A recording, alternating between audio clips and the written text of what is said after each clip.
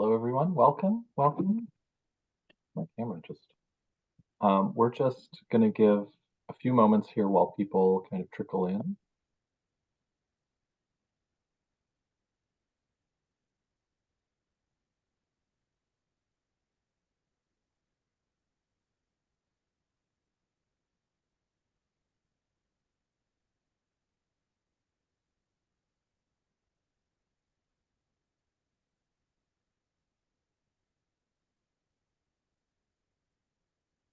Welcome, everybody.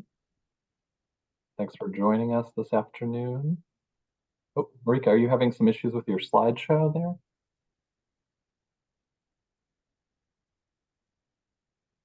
I think we just lost the slideshow.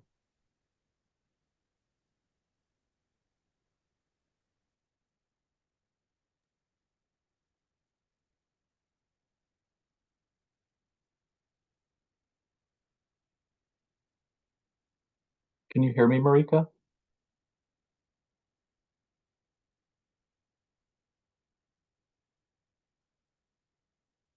Okay, I think we're having trouble some. with the audio. You can't hear me? No, we can hear you, I think. There we go. Okay. Okay, nice. I turned it connected to my phone, and then I think it was connected to two devices, and that is no good for anybody.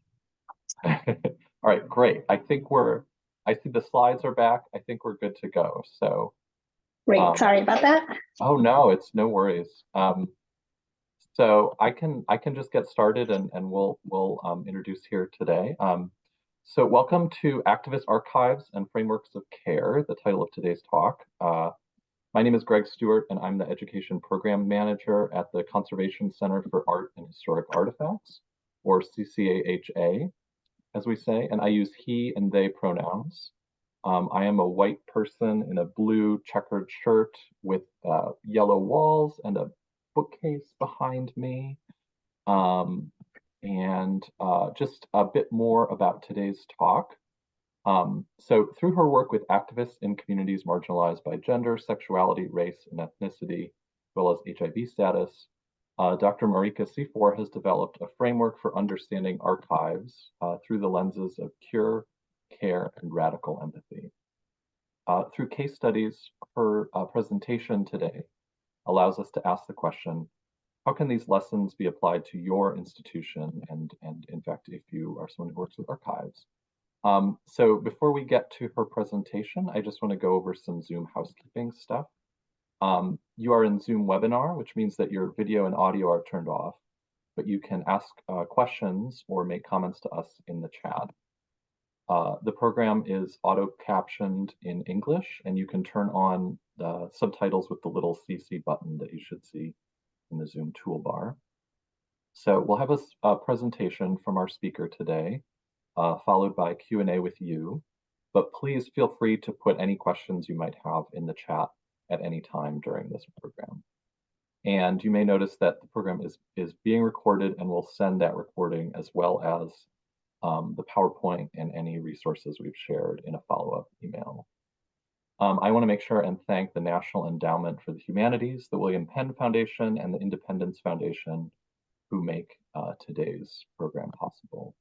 Marika, if you could just advance to the next slide, please. Thank you. And just one quick note about the organization I work for, the CCAHA. If you don't know us, we are a regional conservation lab and preservation services facility. We're based in Philly, but we work with organizations and clients all across the country. Our conservators treat paper-based objects like books, photographs, documents, artworks on paper, and more.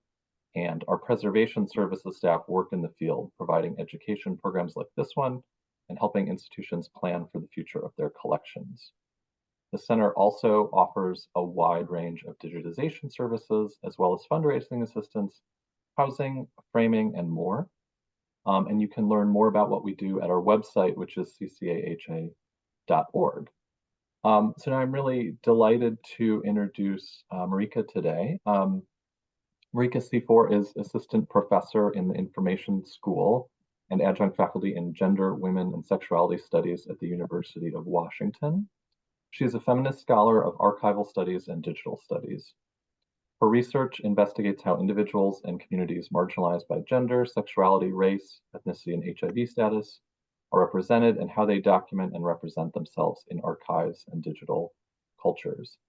Cifor is the author of Viral Cultures, Activist Archiving in the Age of AIDS. In this book, she examines the archives that keep the history and work of AIDS activism alive. Her archival ethnography details how contemporary archivists, artists, and curators utilize these records to build upon the cultural legacy of the 1980s and 1990s American AIDS activism, to challenge the conditions of injustice that undergird current AIDS crises. She analyzes the power structures through which these archives are mediated, positioning vital nostalgia as both a critical faculty and a generative practice, reanimating the past in the digital age. So with that, I'm going to turn it over to Marika. Thank you so much. Thank you so much, Greg, for the kind introduction and for the invitation to join you all today.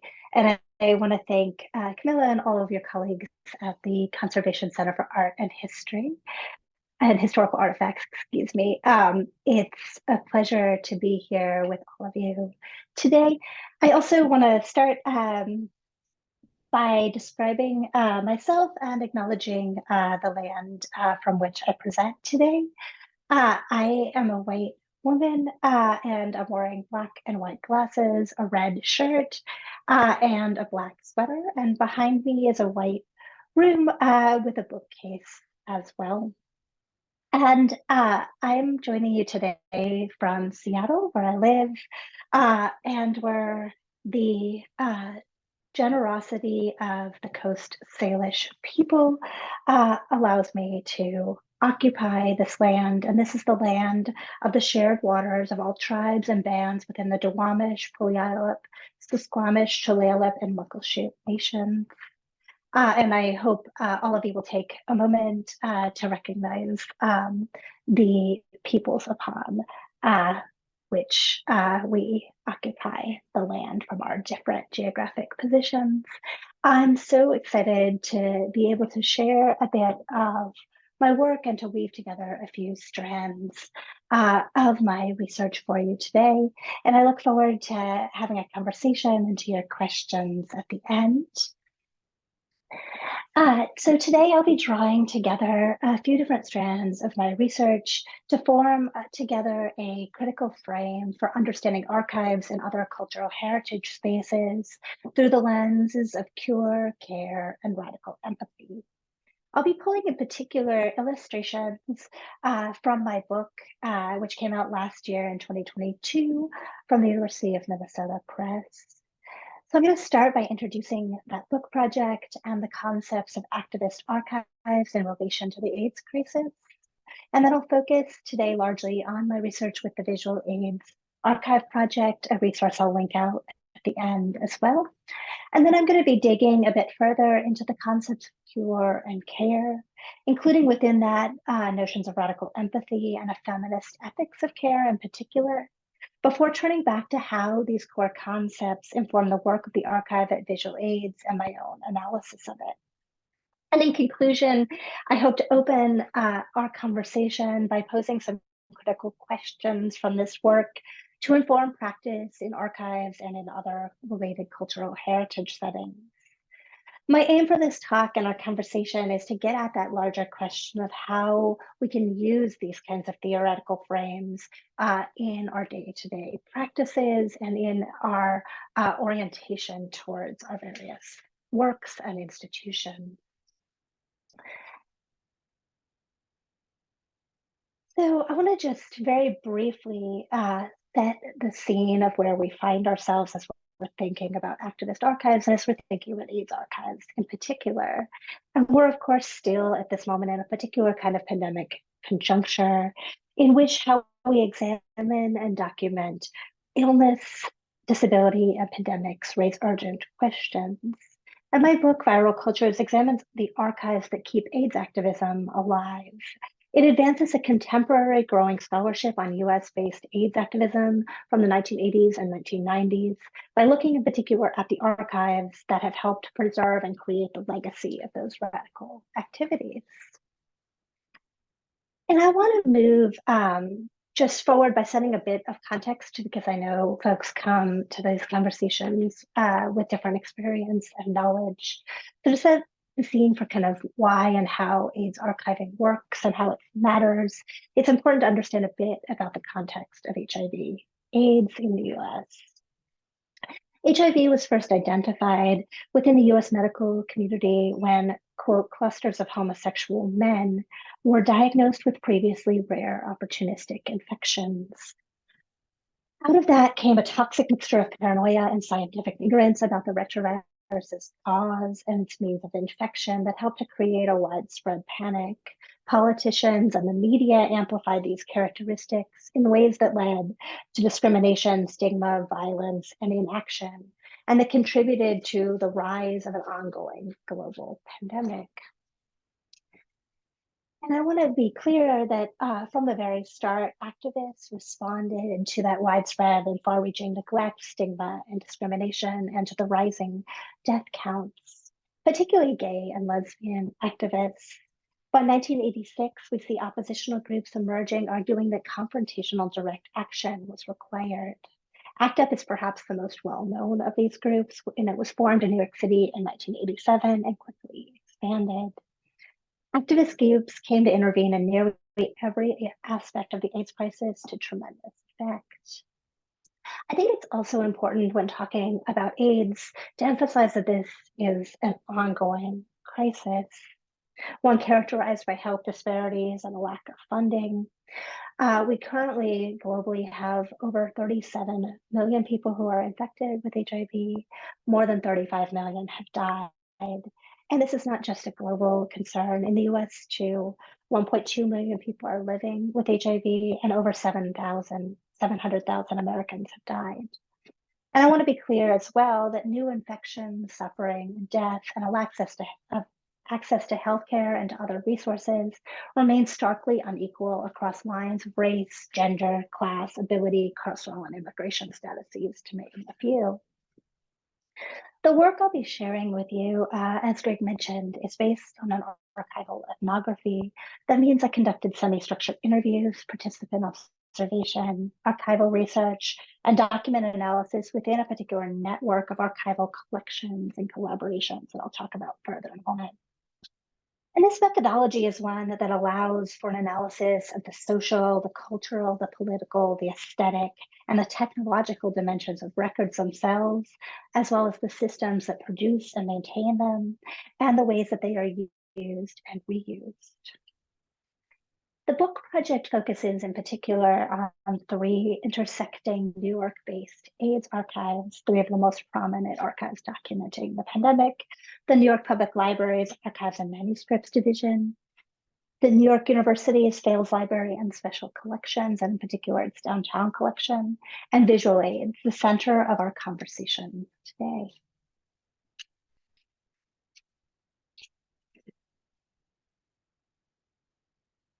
And again, I think it's important for us to enter this conversation with shared understandings. And I'm deeply indebted here to the work of Andrew Flynn and Ben Alexander, laying out what they call archiving activism and activist archiving. And my project contributes particularly to knowledge in both spaces about activist archiving, by which scholars have detailed the activities in which archivists, a very broadly defined category encompassing both professionals and volunteers and other community members engaged in such work, and how those archivists mobilize their archival collections to support activism with social justice aims, and archiving activism, the collection, maintenance, and perhaps conservation of activist records within archives. And my work expands and grows out of this kind of understanding of how activism intersects with archives.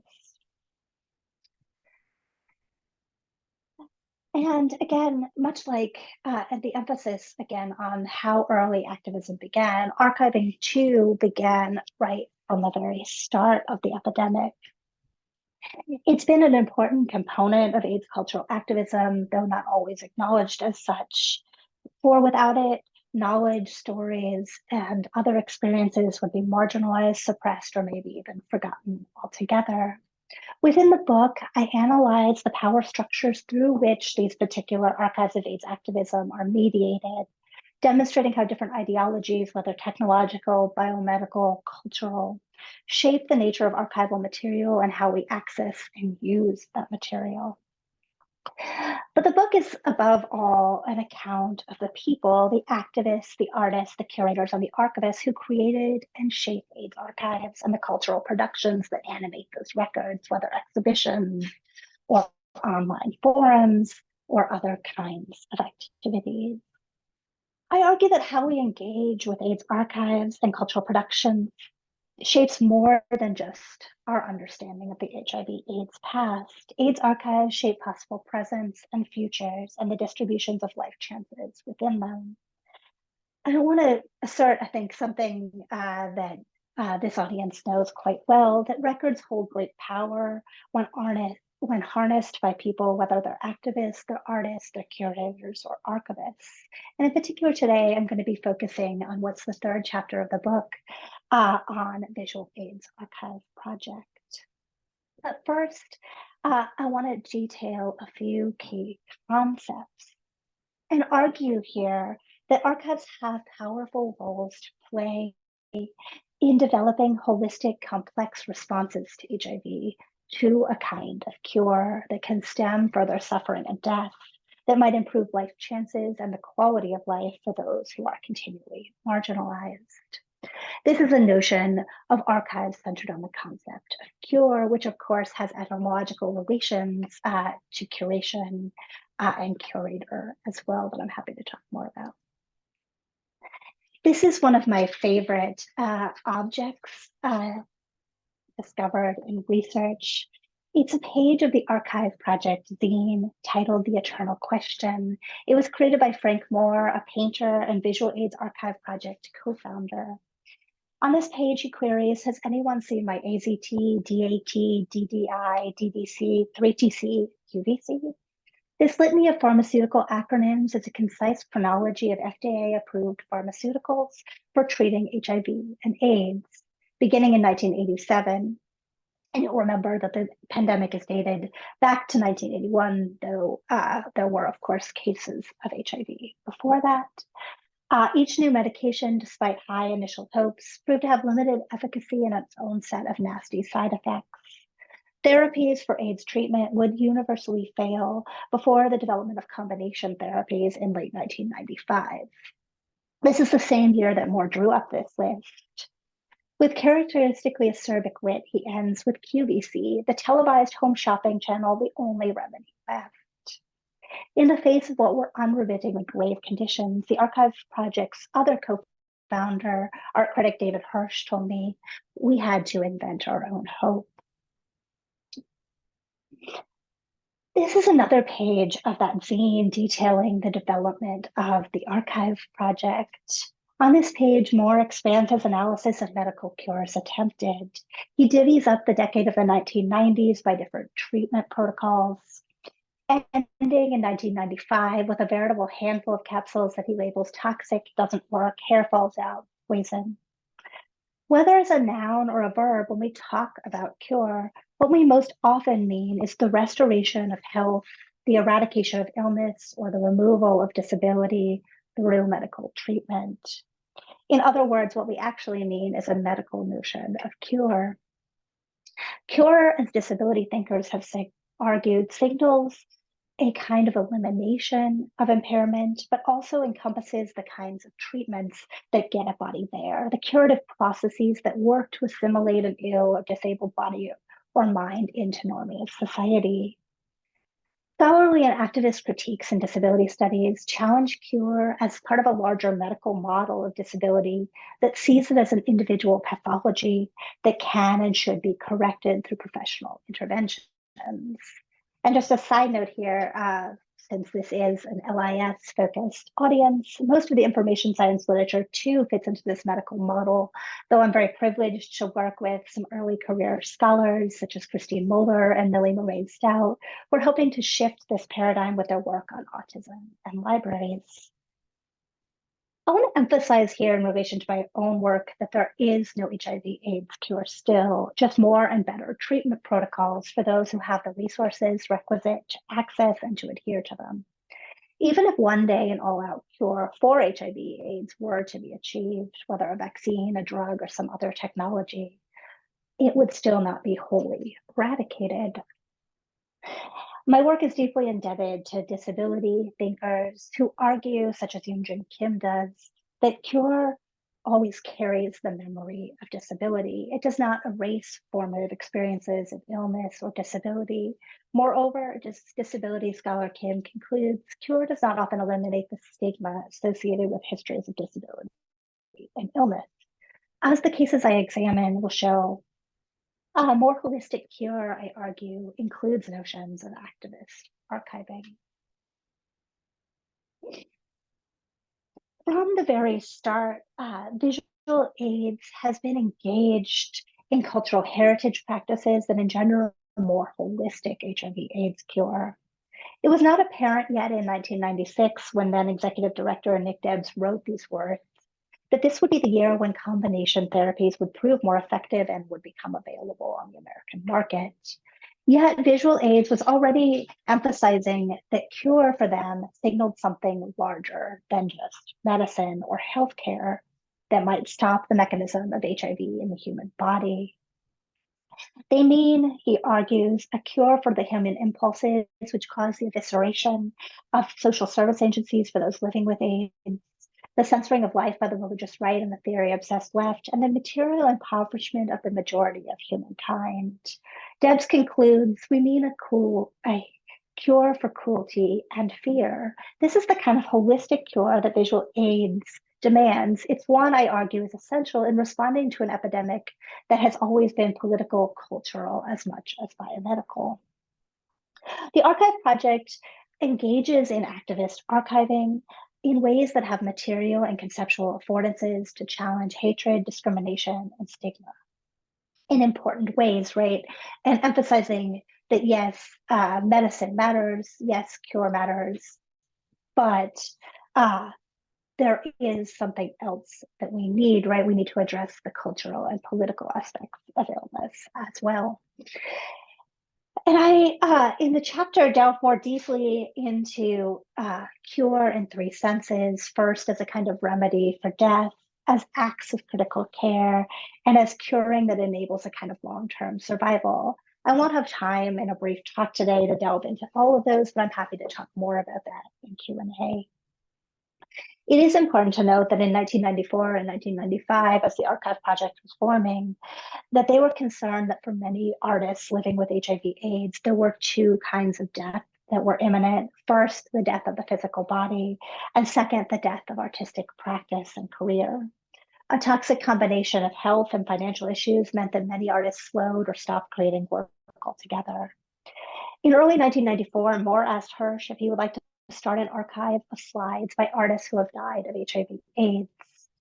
This time is frequently described as one of the crisis' deepest, darkest points. 13% of the artists in New York City alone were estimated to be living with HIV or AIDS. Activists had been working for over a decade, in which progress where it had occurred had felt incremental and it was characterized by doubt. And there was increasing knowledge of just the sheer breadth and depth of the pandemic, creating conditions of despair and desperation. To the Archive Committee's first meeting at Moore Soho Loft, they invited a group of artists, curators, and other cultural workers.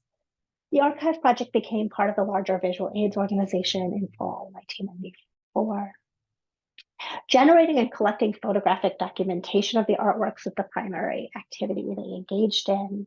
Hirsch played a kind of matchmaker, pairing artists with volunteer photographers who would photograph their work.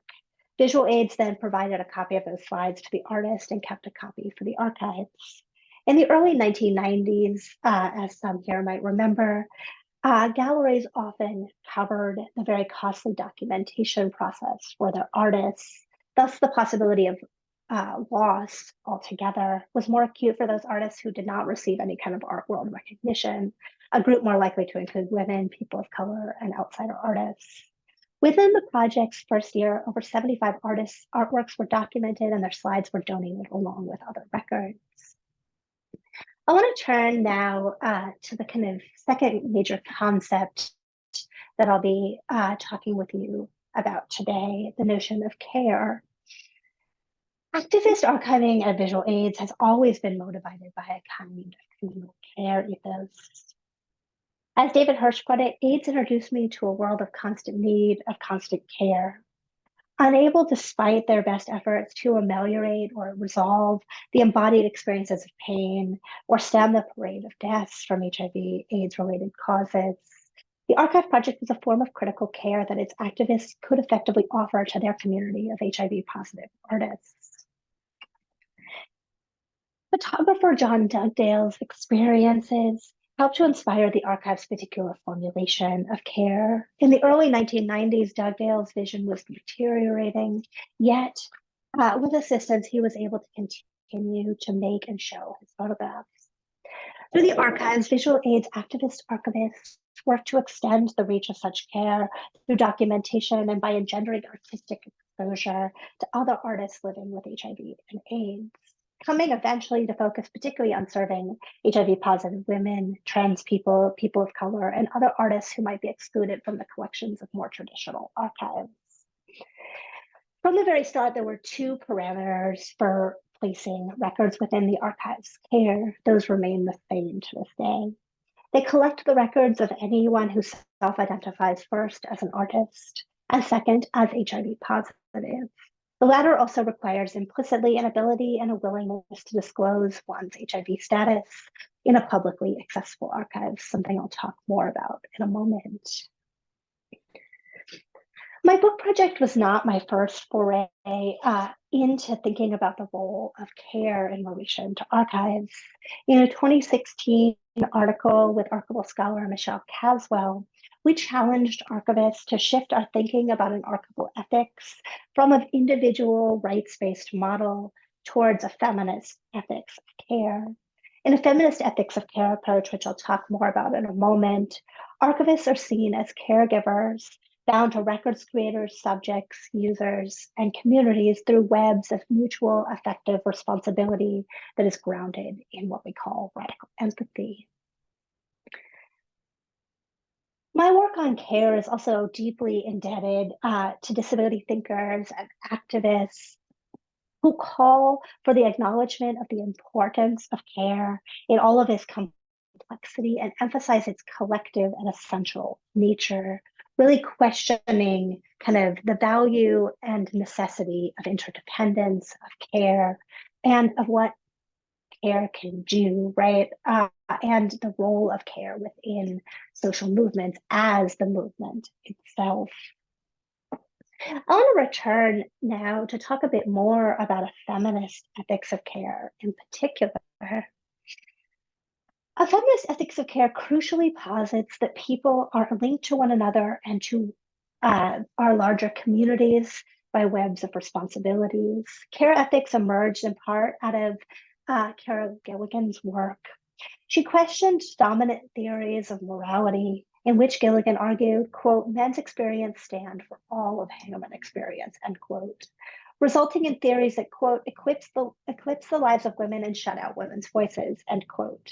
A feminist ethics overturns dominant assumptions about the universality of masculinist consumptions of morality and centers care in our moral constructions. This approach emphasizes particularity, connection, context, rather than abstract moral principles. It rejects liberal moral assumptions about individual choice and free will in favor of empathy in the face of situational demand. A feminist care ethics posits interlacing and ongoing relationships of mutual obligation that are dependent on culture, history, context. In a feminist ethics framework, subjects are constructed relationally to one another, intersecting structures of violence are interrogated, and injustice is understood as both structural and personal, public and private. In an archival context, we began envisioning what a feminist ethics of care would look like by asking ourselves the following question. What if we began to see archivists not just as guardians of the authenticity of records in their collections, but as the centerpieces in an ever-changing web of responsibility through which we are connected to records creators, record subjects, records users, and the larger communities whose lives are implicated in those records, to name but just a few relationships. We continued asking what happens if we scratch beneath the surface of the veneer of detached professionalism and start to think about record keepers and archivists as caregivers, as bound to those creators, subjects, users, and communities through those webs of mutual affective responsibility.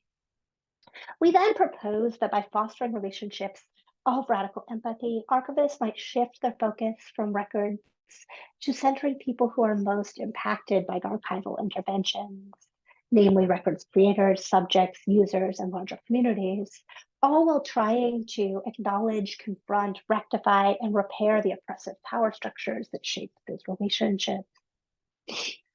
Our resulting framework detailed specific cases called from our experience as archivists making difficult decisions, such as not digitizing a century-old suicide note for the South Asian American Digital Archive, honoring a record creator's self-described gender identity in descriptive tools at a lesbian archive, and subsequently, a brilliant cohort of practicing archivists have expanded our framework to address other kinds of archival relationships, including that of archivist to archivist, as well as my student Itza Carbayal has written about the relationships between archivists and donors, and we can imagine many other relationships as well as deeply implicated in all of our archival activities.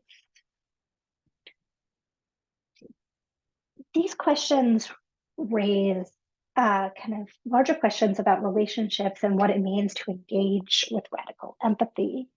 Caswell and I define empathy as the ability and willingness to place oneself in the perceptions and viewpoints of others, and posit that such empathy is radical if it critically and consciously shifts power relations in favor of those who are marginalized.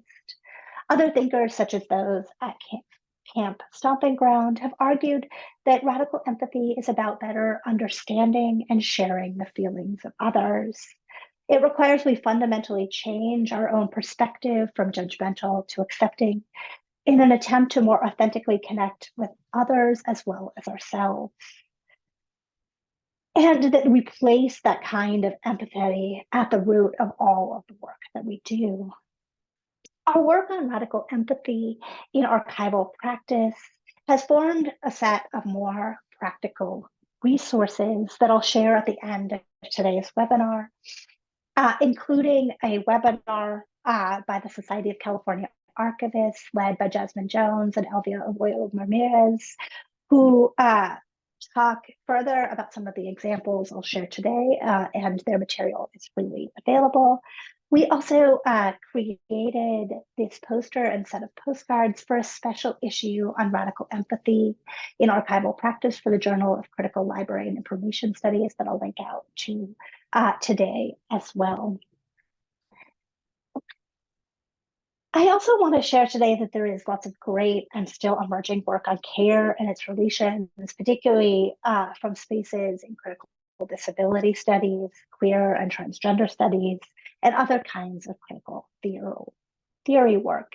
And I'll share these slides and references for others who might want to dig further and deeper into thinking about how we actually conceptualize care, how we conceptualize relationality in frameworks of care, and how we think particularly about marginality, power, and historically marginalized communities in relation to notions of care. I want to turn back now to visual aids and to what care and radical empathy look like within their archive. I want to offer a couple of examples today. What began as caretaking, confined within an intimate network of lovers, friends, colleagues, and acquaintances, evolved quickly into a more intimate and broad network. They emerged into a kind of larger community orientation. This is the recruitment poster for the archive, drawn by Roberto Juarez in 1995. From the start, the project was open to all who got in touch.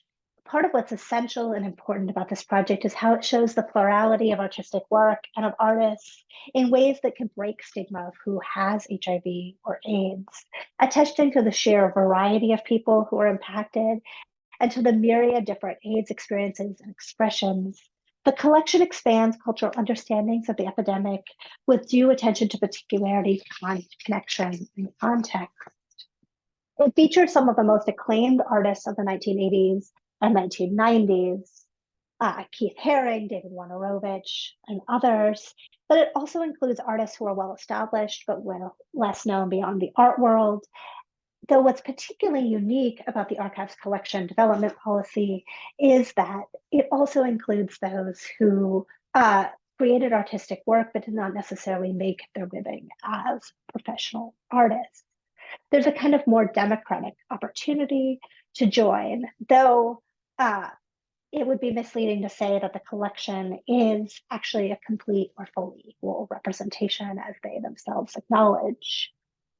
The archive project has always had and still has class, gender, race, and geographic shortcomings in its representation of HIV/AIDS experiences and its activism and cultural production.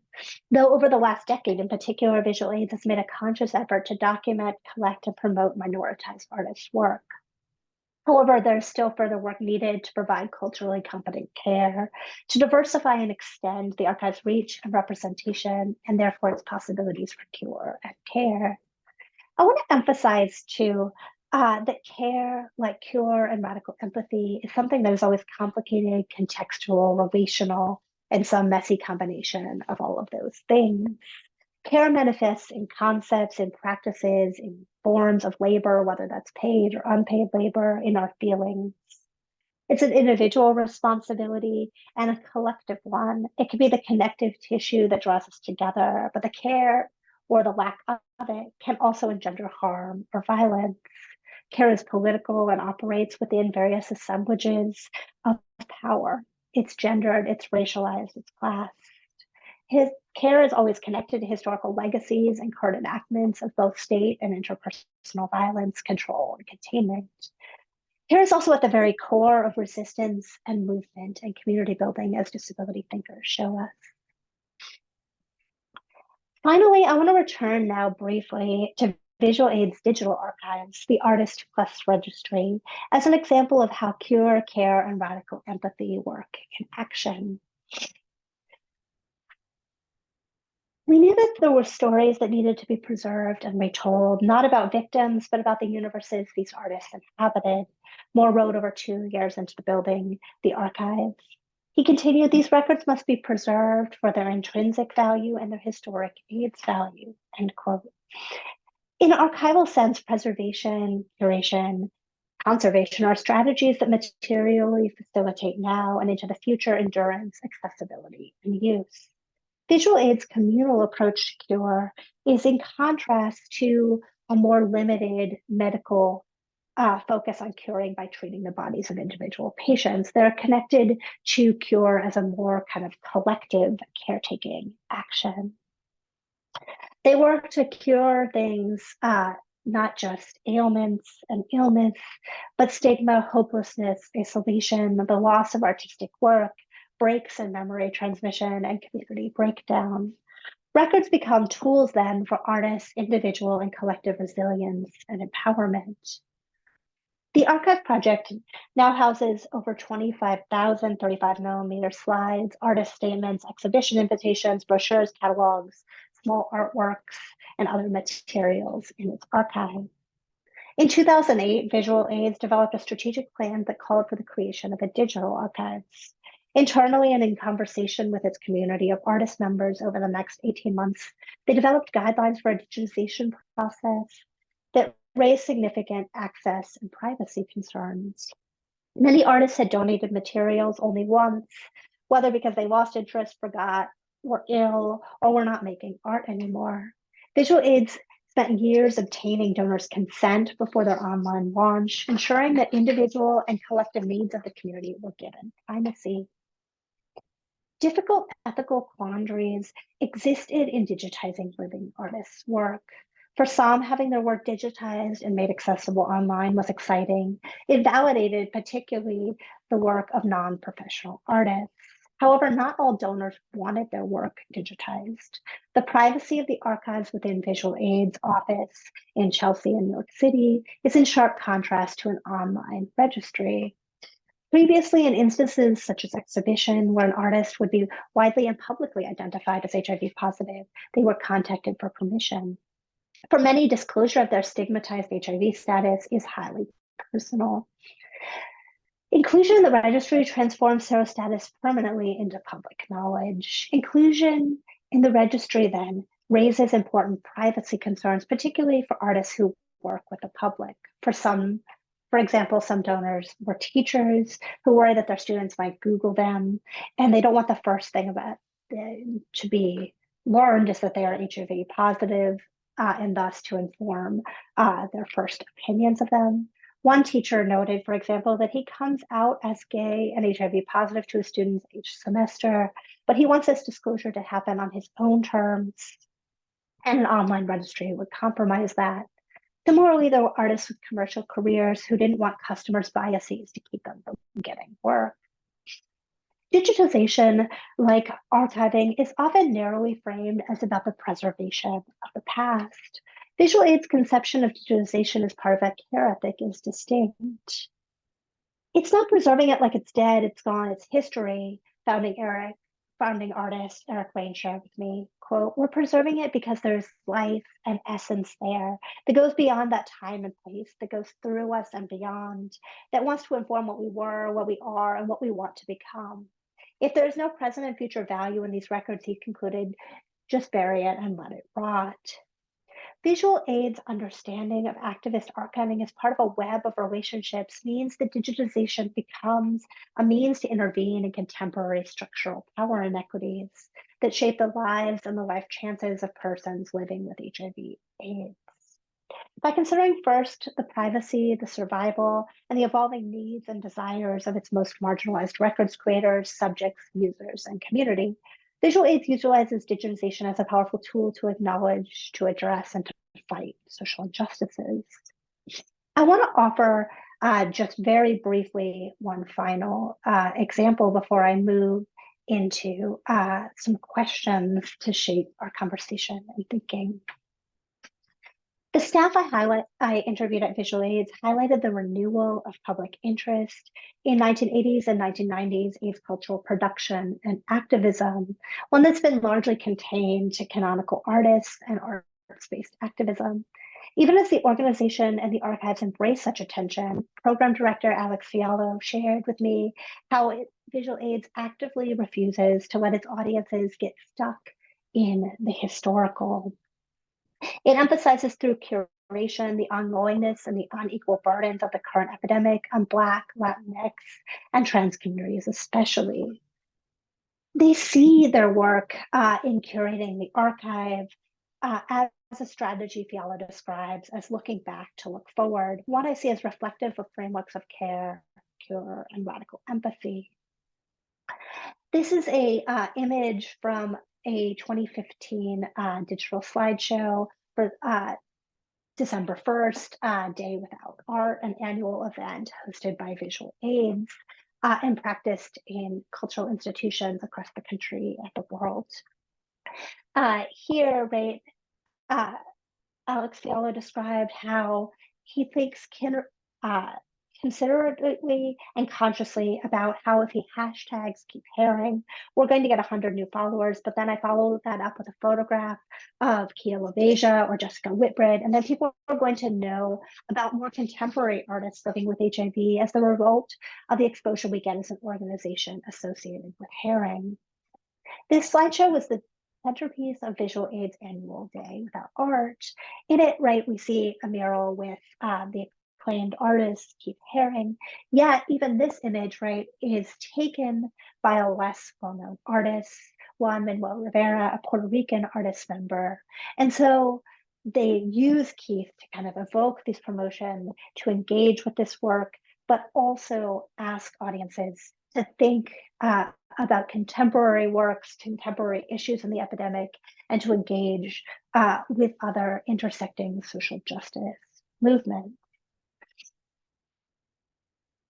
I want to offer in conclusion here a few lines of inquiry drawing together cure, care, and radical empathy. I argue that Visual Aid's archive project remedies artistic death by collecting works. Its acts of care respond to diverse needs, and its cure works to enable a more livable and vibrant life for individuals, while also assuring through ongoing interventions the long-term survival and the thriving of the records community as much as the records themselves. By preserving and making visible their works, their ideas, their experiences, their needs. The more holistic cure proffered by activist archiving is a promising means of addressing and acknowledging structural violences. A framework grounded in cure, care, and radical empathy for cultural heritage work calls for identifying and developing culturally situated, mutually dependent, ongoing relationships with all of the stakeholders in cultural heritage projects in ways that take into deep account power, relations within them. A feminist ethics approach will look different in different institutional settings, in different kinds of cultural heritage contexts. But what it's united by is an insistence on care, particularly caring for those who are most marginalized across space and time. Care might take the form of active listening, of acknowledgement, of compensation. It might take the form of respecting privacy, honoring shifting contexts around consent, of being empathetic about different kinds of disclosures. This approach expands understandings of conservation, access, preservation, and exposes the complexities of our ongoing relationships with records creators, subjects, communities, and others. It also takes seriously the relationships built within grassroots community archives contexts, but this work is not limited to such contexts. University and government repositories, for example, too, can enact and think through such commitments to developing care in relation to their communities, particularly communities from whom knowledge has been extracted as a form of oppression or who have been silenced or otherwise marginalized within our institutions. Reestablishing and repairing relationships with our communities is an ongoing process which demands a critical framework grounded in care and empathy. I want to propose here some guiding questions to consider as we, as cultural heritage workers, professionals, scholars, thinkers, are inspired.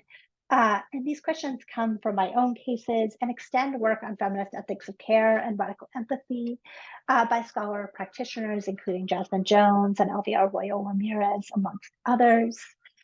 Together, Elvia and Jasmine are two of the editors of that JCLIS special issue on radical empathy, which includes the perspectives of many practicing archivists and archival thinkers on how to actually implement these notions in day-to-day practice in ways far beyond what I can hope to do as an archival scholar and an educator.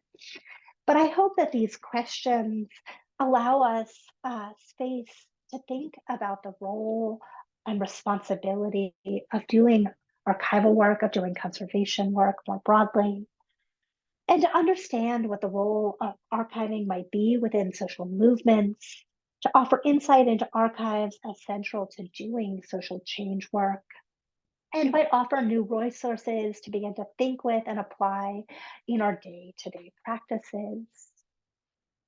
I see, following the critical frame that I've offered today, each stage of our work as cultural heritage professionals, and for me, the work engaged with archival materials, as neither the start nor the end of a relationship, but rather as one moment in a series of ongoing obligations between archivists and records creators, subjects, users, communities, professionals, and other stakeholders in our collections. The ethical obligations of those in the archival field and more broadly in cultural heritage do not end with the press of a scan button or the creation of a finding aid. They are catalyzed by the creation of a record and its inclusion in archives, but can extend infinitely into the future. And like all relationships, they shift with time. Furthermore, in order to be truly radical, such empathetic relationships must actually interrogate, address, and work to repair structural power inequities. To do so requires centering the voices and the needs of those who are pushed on the margin to ensure that the archives is actually working on behalf of its community or its communities. This means giving due attention to long histories, whether of racism, xenophobia, homophobia, transphobia, sexism, to name a few, but also to addressing how these concerns manifest and are reified by new technologies, spaces, and relationships. I'm so grateful for all of your time and attention today, and I look forward to questions and conversation now, but I also welcome those that come after the talk. And I wanted to share the folks at the University of Minnesota are kind enough to provide a discount code if you're interested in reading the book or getting it for your library or institution. I also will they'll be sending out some of the references and resources mentioned in the talk, and I very much hope you'll take the opportunity to engage with the scholarly, the activist, and professional work I've been fortunate enough to engage with and build upon. Thank you so much.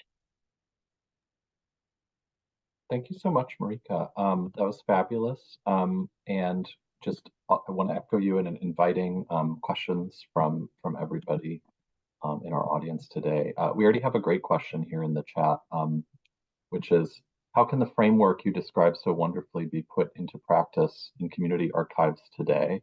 I'm thinking particularly of how we can activate archives in ways that not only care for minoritized communities, also empower them in non-hierarchical ways beyond the institutions, from universities to museums, that continue to extract value from these communities and displace them from their historical neighborhoods.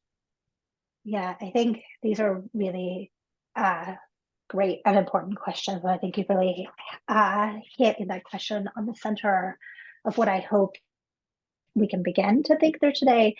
And I wish I had a straightforward answer to that question. I think, though, right, it's situational, it's contextual, it depends on the particular kinds of records and systems you work within, right? There's never one easy answer or approach, but I think there's some really powerful examples, and I definitely encourage you to check out the Journal of Critical Library and Information Studies issue for many more of them, and the Society of California Archivists webinar that I've linked out for more examples. Though I think reparative description is often seen as one of the kind of crucial aspects of this work, right? And we're actually talking about Philadelphia today, and Archivists for Black Lives Philadelphia, right, created a great resource for doing reparative description, particularly in thinking about the records of Black people and communities and records of enslavement in particular. And that resource includes guidance on thinking about how we look at legacy materials, how we make transparent our past descriptions and the ways in which they might have extended and amplified oppression. And so I think description is often a very obvious place where power manifests. But we can also think about system level changes as well. We were fortunate at the University of Washington to have a visit from Kim Christian, who works on Murkitu, a platform for engaging with Indigenous communities and their collections. And that platform, right, allows for both a standard archival description and a community-driven description for which they pay community members to create, and it allows those to exist alongside each other. But it also does systemically some interesting things by shifting content from one field to another. So for instance, more traditional archival description paradigms argue, right, that the creator of a collection might be the ethnographer who came in and documented the Indigenous communities' rituals and practices, and would not list the community whose knowledge is captured as the creator. In systems like Murkitu, that is reversed, right? The creator is seen as the community whose knowledge is captured there. And we can imagine doing that kind of descriptive work. Description's, of course, not the only space. We can think about what materials we digitize and how we might do community engaged and community responsive programming. For me, that's part of how I ended up working with these particular set of collections in New York City, because there had been so much interesting activation of these works and so much engagement from the community of activists who had created or whose lives were implicated in those records. And for me, that's part of what made them a particularly kind of interesting set of records to explore. There's equally interesting AIDS collections elsewhere, but at the time, there hadn't been the same kind of outreach, critical engagement with those records. And in the book, I write about everything from exhibitions to protests in galleries to social media conversations and new creative works sponsored by those collections to increase engagement with those materials. So I think there are as many examples as there are archives, and I wish I had a solid answer to your question, but I think we can just answer that critical question with more critical questions about each of the practices we engage in our day-to-day work. Thank you. Yeah, thank you for those great examples. So we have another question here, which is, how do we as archivists do this kind of emotional labor, a labor that we were never really trained to do and never agreed to do when we entered the field? Is it fair to expect archivists to take on a role of caregiver when the field already has a history of asking us to sacrifice our own physical, financial, and emotional well-being, especially for archivists who may be from marginalized communities? Yeah, I think those are great questions.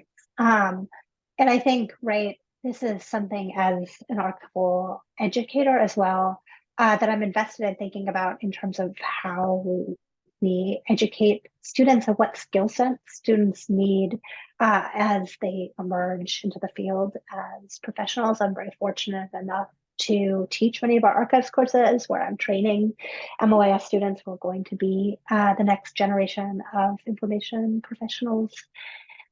And right, I think that though archivists, as this question gestures to, have been engaged in this work for a long time, there have often not been kind of formalized discussions or acknowledgement of how much emotional labor archivists do in their day-to-day work, right? And I think there are some great thinkers working on this. Particularly, I want to highlight the work of Wendy Duff and Jennifer Douglas and a group of Australian archivists who are thinking about trauma and grief in relation to archives and record keeping. And in there too, right, they're acknowledging the kind of significance of those kinds of emotional experiences and how common they are to our work. They're documenting them, and they're providing some kind of tools and frameworks to think with. I think there's also, right, a need for kind of more concrete responses, right? Whether that's I know there's some movement within kind of human rights collections that often document very explicit kinds of violence, to think about whether there might be needs for counseling or other kinds of emotional support resources for people working directly with those records, thinking about notions of vicarious or secondary trauma. But as well, right, there is a need for, I think the question gestured particularly to archivists who might come from marginalized communities, whether or not those are the communities they're documenting, to have spaces for archivist to archivist or cultural heritage professional to cultural heritage professional, and particularly for cultural heritage professionals of color to have spaces that are for them, that allow them to air and exercise those spaces, but also to receive mentorship, support, and to have kind of acknowledgement, I think is a first step towards thinking about how we might better uh, contend with emotional labor. We need to start by acknowledging that it even is emotional labor and think about how we might build some of those kind of resources into our training as professionals. Thank you. Great question, and thank you for that response, Marika. So I see that we are actually at time. It is already 1 o'clock, if you can believe that. So I just wanted to say again a big thanks to you, Marika, and also wanted to thank Camilla Dawson, who's been working behind the scenes with the tech setup to make sure everything is running smoothly. Thanks again to the National Endowment for the Humanities, the William Penn Foundation, and the Independence Foundation, and to all of you for showing up today. So our next webinar will be How to Build Resilience, Climate Impacts, and Cultural Heritage on February 8th at noon. So we hope to see you there. And when this program ends, there's going to be a little survey that will pop up after your window closes. And we kindly ask that you fill that out to let us know how we're doing. So thank you so much. I hope everybody has a good afternoon. And Thank you so much. And again, I welcome conversation and questions. And thank you all so much for your time today, and to Greg and Camilla for making this happen. thanks, everyone. Bye.